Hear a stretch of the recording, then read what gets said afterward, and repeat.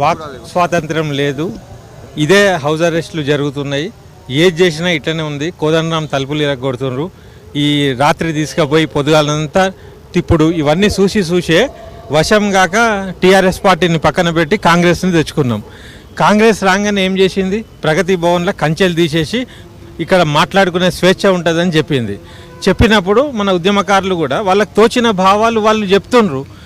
ఆయన ఎప్పుడు కూడా మార్వాడి గో బ్యాక్ అని అనలే, నేను కూడా వినలే ఎన్నాడు.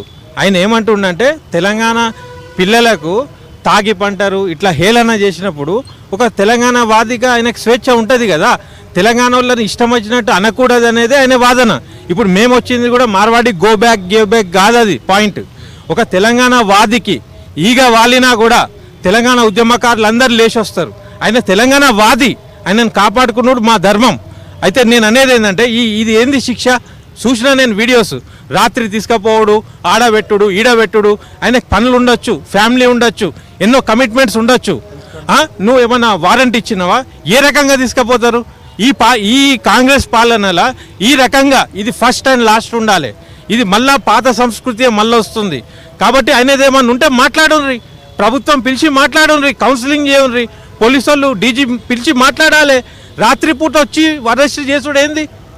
కాబట్టి మేమందరం కూడా తెలంగాణ వాదులందరం ఖండిస్తున్నాం.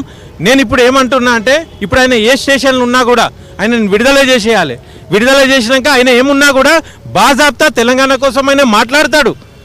ఆయన కించపరిచి వేరే జాతులను కానీ వాళ్ళని వీళ్ళని అనుడు కూడా నేను వినలే. ఆయన జస్ట్ తెలంగాణకు ఒక డిఫెన్స్ చేస్తుండు. ఆయన ఇంకా అటాకింగ్ మొదలు పెట్టలే. ఆయన ఎవరు అన్నాడా? అక్కడ ఏదో మోండా మార్కెట్లో పంచాయతీ అయినప్పుడు వాళ్ళు నోరు వచ్చి ఒక అహంకారం